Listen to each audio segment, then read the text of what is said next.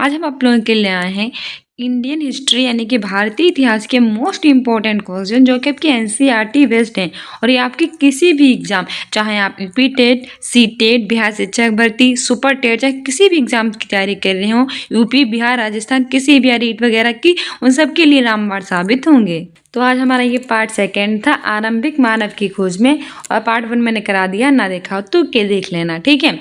हमारा पहला क्वेश्चन इसमें कह रहा है कि निम्नलिखित पुरा स्थलों में से किस स्थान में मनुष्य के आखेटक खाक संग्रह होने के प्रमाण नहीं मिले हैं। देख लीजिए, इसमें नहीं पूछा है। Option A Bhimbetka, option B है हुसगी, ऑप्शन सी है चिरांद, ऑप्शन डी है कुरनूल गुफाएं। तो इसमें हमारा सही आंसर हो जाएगा ऑप्शन सी चिरांद। निम्नलिखित पुरास्थलों में से जो चिरांद ऐसा पुरास्थल है जहां मनुष्य के आखेटक खाक संग्रह होने के प्रमाण नहीं मिले हैं, ठीक है। भीमबेटका, हुसगी और कुरनूल गुफाएं इन तीनों से मिले हैं। हमारी व्याख्या भी कह रही है कि भीमबेटका, हुसगी और कुरनूल की गुफाओं से मनुष्य के आखेटक व खाक संग्राहक होने के प्रमाण मिले हैं। ये तीनों पुरापाषाणिक पुरास्थल है, जबकि चिरांद नवपाषाणिक है। अच्छा, आपसे ये पूछ लेगा कि भीमबेटका कौन सा पुरास्थल है, और काफी बार पूछा जा चुका है, तो याद रखना पुरापाषाणिक स्थल है। भीम कैसे थे, पुराने काल में थे ना, महाभारत काल में, पुराने काल में, तो भीमबेटका पूरा स्तरीय काल है, ऐसे याद रखना। मैंने भी ऐसे याद किया था कि जो भीम थे वो पुराने थे, इसलिए पुरापाषाण काल के हैं ये, ठीक है। हुसगी और कुरनूल की गुफाएं कहाँ हैं, आंध्र प्रदेश में, और हुसगी कहाँ है, कर्नाटक में। और ये तीनों कहाँ कैसी है, पुरा स्थल, पुरानी है। जबकि चिरांद कैसा है, नवपाषाणिक स्थल है। चिरांद कैसा है, नवपाषाणिक स्थल है, ठीक है। आगे बढ़ते हैं। अगला क्वेश्चन कह रहा है कि निम्नलिखित पुरास्थलों में से कौन सा नवपाषाणिक पुरास्थल है। देखो, पूछ लिया गया, अभी मैंने आपको बताया और तुरंत पूछ लिया गया, ऐसे एग्जाम में बहुत पूछे जाते हैं। तो बताइए, सारे पुरास्थलों में से कौन सा नवपाषाणिक स्थल है। मेहरगढ़, महागढ़ा, दाऊजली, हैंडिंग, बुर्जहोम, कोल्डियावा। तो नीचे के कोड का प्रयोग हमें करके लिखना है। जैसे कि केवल पहला और दूसरा है पुरास्थल, दूसरा कह रहा है कि केवल चौथा और पांचवा नवपाषाणिक है, तीसरा कह रहा है कि तीसरा, चौथा और पांचवा है, और चौथा कह रहा है कि पहला, दूसरा, तीसरा, चौथा और पांचवा, यानी सभी पुरापाषाणिक स्थल हैं। तो इसमें हमारा सही आंसर हो जाएगा ऑप्शन डी, यानी कि मेहरगढ़ जो कि पाकिस्तान में है, बुर्जहोम जो कि कश्मीर में है, महागढ़ा, कोल्डी हवा जो कि इलाहाबाद में है, और दाऊजली, हैंडिंग, ये सबके सब क्या हैं, सबके सब नवपाषाणिक पुरास्थल हैं। कौन से हैं, नवपाषाणिक, ठीक है, ये सबके सब नवपाषाणिक पुरास्थल हैं। तो ऑप्शन डी सही हो जाएगा। और ये भी याद रखना, मेहरगढ़ ये पाकिस्तान में है, बुर्जहोम ये जम्मू कश्मीर में है, और कोल्डी हवा ये इलाहाबाद में है। ये सबसे ज्यादा पूछे जाते हैं। अगला क्वेश्चन कह रहा है कि पुरापाषाण स्थल औजारों के निर्माण के संदर्भ में निम्नलिखित कथनों पर विचार कीजिए। पहला है कि पत्थर की इन औजारों के बनाए जाने का स्थान उद्योग क्षेत्र, फैक्ट्री साइट्स कहलाता है, और दूसरा है कि पत्थर के इन औजारों के निर्माण में प्रयोग की जाने वाली तकनीक को दबाव शल्फ तकनीक यानी कि प्रेशर फ्लैकिंग कहा जाता है था। तो उपयोग कथनों में सही कथन का चुनाव करना है। पहला है कि केवल पहला सही है, दूसरा है कि केवल दूसरा सही है, तीसरा है कि पहला और दूसरा सही है, चौथा है कि ना तो पहला और ना ही दूसरा है सही। तो इसमें हमारा सही आंसर हो जाएगा ऑप्शन सी, पहला और दूसरा दोनों सही है, यानी कि पत्थर के इन औजारों को बनाए जाने का उद्योग स्थल फैक्ट्री साइट्स कहलाता था। बिल्कुल सही है, पुरापाषाणकालीन पाषाण औजारों के निर्माण के संदर्भ में। और दूसरा है कि पत्थर के इन औजारों के निर्माण में प्रयोग की जाने वाली तकनीक को दबाव शल्क तकनीक यानी कि प्रेशर फ्लैकिंग कहते हैं, ठीक है। आगे बढ़ते हैं। अगला क्वेश्चन कह रहा है, सबसे पहले तो यह व्याख्या देख लो क्योंकि व्याख्या एग्जाम्स के लिए मोस्ट इंपॉर्टेंट है। उपयुक्त दोनों कथन सही हैं। पुरापाषाण काल में पत्थर के औजार बनाए जाने के स्थान को उद्योग स्थल कहते हैं। पुराने कालों में जब पत्थर के औजार बनाए जाते थे उनके स्थान को क्या कहते थे, तो क्या कहते थे, उद्योग स्थल। कभी कभी लोग इन स्थलों पर अधिक समय तक रहा करते थे, ठीक है। पाषाण उपकरण निर्माण है, दो तकनीकों का प्रयोग होता था। पहला तकनीक, इसको पत्थर से पत्थर टाकना यानी कि इम्पेनिंग स्टोन टू स्टोन कहते थे। इसमें एक पत्थर को हाथ में पकड़कर दूसरे पत्थर से हथौड़ी की तरह चोट करके शल्क निकाले जाते थे, ठीक है। और दूसरी तकनीक, इसको दबाव शल्क तकनीक यानी कि प्रेशर फ्लैकिंग कहते थे। इसमें क्या किया जाता था, इसमें क्रोड को एक स्थिर सतह पर टिका देते हैं और क्रोड से हड्डी या पत्थर रखकर उस पर हथौड़ी नुमा पत्थर से शल्क निकाले जाते थे, ठीक है। अगला क्वेश्चन कह रहा है कि निम्नलिखित में से राख के साक्ष्य किस पुरापाषाण स्थल से मिले हैं। ऑप्शन ए है भीमबेटका की गुफाएं, ऑप्शन बी है कुरनूल गुफा, ऑप्शन सी है कोल्डी हवा, ऑप्शन डी है हुसगी। तो मैंने आपको बताया था भीमबेटका कैसी थी, भीम पुराने थे ना, पुरापाषाण स्थल है, ये तो बिल्कुल सही है। कुरनूल गुफा कहाँ है, आंध्र प्रदेश में, और ये भी कैसी थी, पुरानी थी। कोल्ड हवा कहाँ थी, इलाहाबाद में, और ये भी पुरानी, उसकी कर्नाटक में थी। ठीक है, तो हमने पूछा है पुरापाषाण स्थल जिसमें राख के साक्ष्य मिले थे, उसका आंसर हो जाएगा ऑप्शन बी कुरनूल गुफा। कुरनूल गुफा जो कि आंध्र प्रदेश में थी, पुरापाषाण स्थल है जहाँ राख के साक्ष्य मिले हैं। ठीक है, आगे बढ़ते हैं। अगला क्वेश्चन कह रहा है कि मध्य पाषाण युग में जलवायु परिवर्तन से आए नए बदलावों के संदर्भ में निम्नलिखित कथनों पर विचार कीजिए। पहला है कि बदलावों से तापमान में वृद्धि हुई और घास के मैदान विकसित होने लगे। दूसरा है कि इसी काल में मछली भोजन का महत्वपूर्ण स्रोत बनी। तीसरा है कि गेहूं, जौ और धान जैसे अनाज प्राकृतिक रूप से उगने लगे थे। तो कौन सा कथन सत्य है? पहला कि केवल पहला सही है, दूसरा है कि केवल दूसरा सही है, तीसरा है कि दूसरा और तीसरा सही है, चौथा है कि पहला, दूसरा और तीसरा सही है। तो इसमें हमारा सही आंसर हो जाएगा ऑप्शन डी, पहला, दूसरा और तीसरा सही है। मध्य पाषाण युग में जलवायु परिवर्तन में आए नए बदलावों के संदर्भ में पहला, दूसरा और तीसरा तीनों सही है, यानी कि इन बदलावों से तापमान में क्या हो गई थी, वृद्धि, और घास के मैदान हो गए थे विकसित। इस काल में मछली जो था वो भोजन का महत्वपूर्ण स्रोत बन गया था। गेहूं, जौ और धान जैसे अनाज थे वो प्राकृतिक रूप से उगने लगे थे।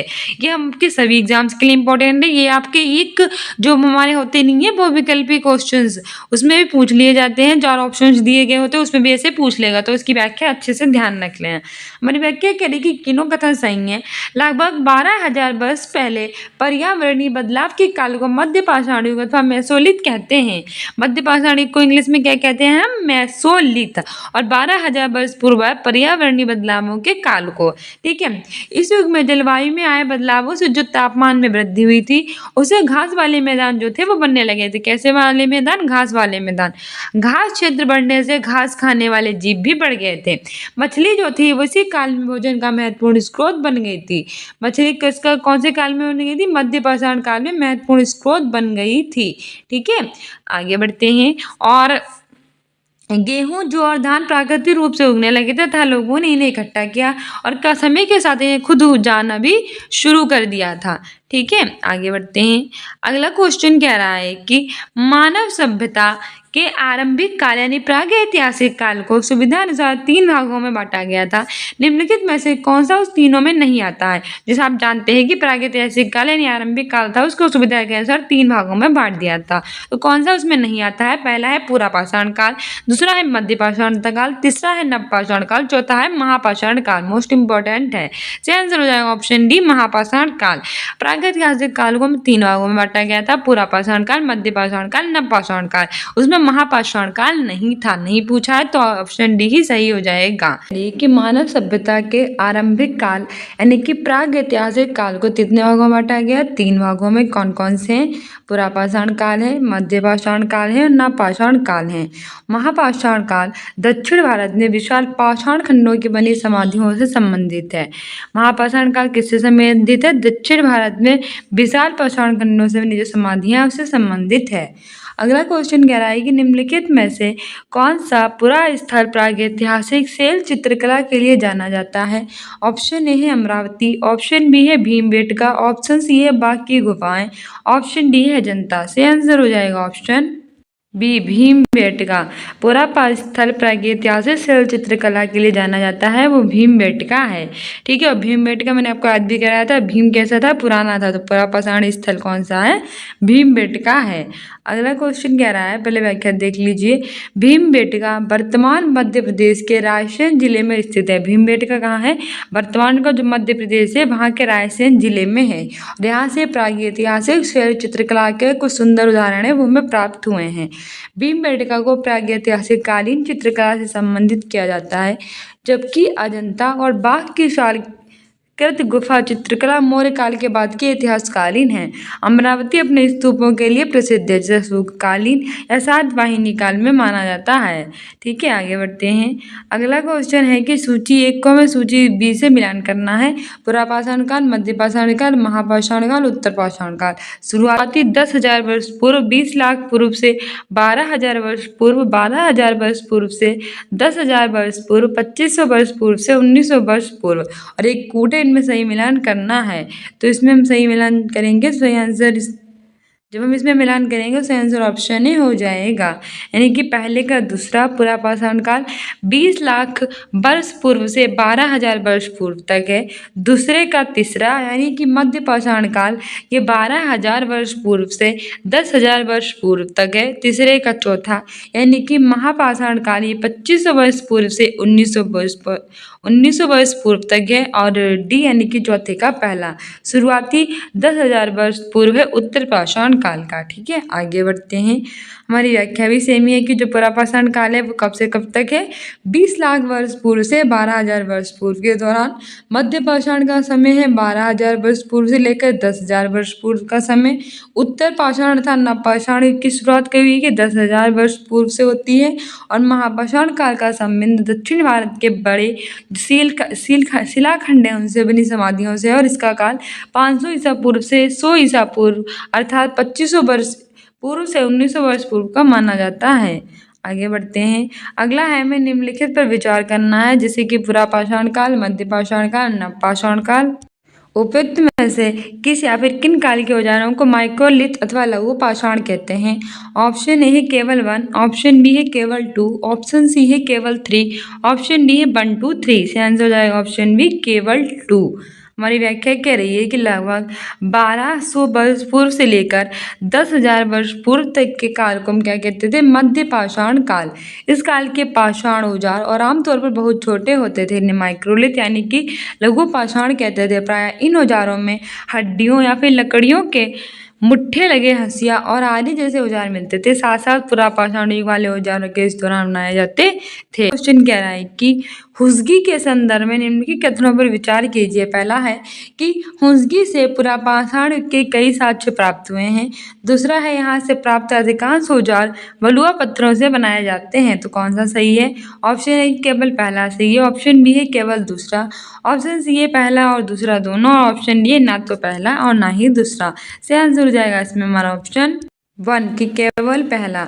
हुसगी से पुरापाषाण युग के कई साक्ष्य प्राप्त हुए हैं, ये बिल्कुल सही है, और ये वाला गलत है दूसरे नंबर का। हमारी व्याख्या कह रही है कि कथन एक सही है, क्योंकि हुसगी कर्नाटक में स्थित पुरापाषाण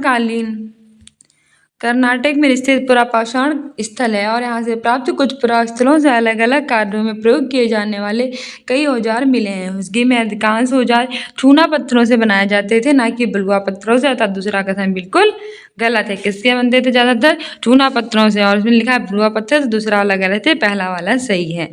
अगला क्वेश्चन कह रहा है 11वें नंबर का कि भारत में शुतुरमुर्ग के साक्ष्य के संदर्भ में निम्नलिखित कथनों पर विचार कीजिए। पहला है कि भारत में शुतुरमुर्ग के होने के प्राचीनतम प्रमाण नवपाषाण युग से प्राप्त हुए हैं। दूसरा है कि आंध्र प्रदेश के पटने नामक पुरा स्थल से शुतुरमुर्ग के अंडों के अवशेष मिले हैं। और तीसरा है कि प्रागैतिहासिक काल में शुतुरमुर्ग के अंडों के छिलकों पर चित्रांकन और इससे बन के तैयार जाने के प्रमाण मिले हैं। तो कौन सा कथन सही है? पहला सही है, दूसरा है कि पहला और दूसरा सही है, तीसरा है केवल तीसरा सही है, चौथा है कि पहला दूसरा और तीसरा सही है। तो आंसर हो जाएगा केवल 3, यानी कि केवल तीसरा सही है। यानी कि प्रागैतिहासिक काल में शुतुरमुर्ग के अंडों के छिलकों पर चित्रांकन मिले हैं, और कहाँ मिले हैं? महाराष्ट्र के पाटने से, ना कि आंध्र प्रदेश के पाटने से। ठीक है, गलत हो जाएगा, आंध्र प्रदेश के नहीं महाराष्ट्र के। व्याख्या भी कह रही है कि भारत में शुतुरमुर्ग के होने के प्राचीनतम जो प्रमाण है वो पुरापाषाण काल से प्राप्त हुए हैं, और ये अवशेष पटने नामक पुरास्थल जो महाराष्ट्र में स्थित है वहाँ से मिले हैं। ठीक है, तो पहला सही है, दूसरा गलत। कथन तीसरा बिल्कुल सही है, क्योंकि इसमें अंडे के जो छिलके थे उन पर चित्रांकन और इनसे बने मनके का प्रमाण मिले हैं। और हाल ही में 25,000 वर्ष पुराने शुतुरमुर्ग के अंडों के सेल कहाँ मिले हैं? राजस्थान के बूंदी में मिले हैं, और ये मोस्ट इम्पोर्टेंट है।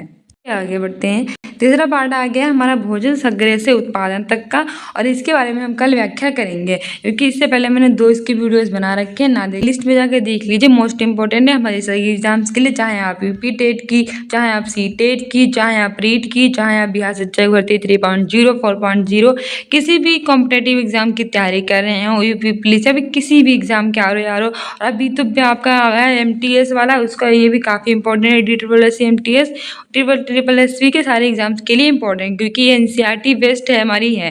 तो NCERT बेस्ड हिस्ट्री जहाँ भी पूछी जाएगी तो वो जहाँ भी NCERT बेस्ड हिस्ट्री पूछी जाएगी वहाँ क्वेश्चन जरूर आएंगे। ठीक है, साथ ही स्टूडेंट्स इन अकेडमी को आप इंस्टाग्राम और फेसबुक पर भी फॉलो कर सकते हैं, कम्युनिटी पोस्ट में आंसर दे सकते हैं। मिलते हैं नेक्स्ट वीडियो में, और सुबह 10 बजे करंट अफेयर देखा कीजिए, आपके एग्जाम्स के लिए इंपॉर्टेंट है। मिलते हैं नेक्स्ट वीडियो में। Keep loving, keep watching, keep sharing. Thank you, bye.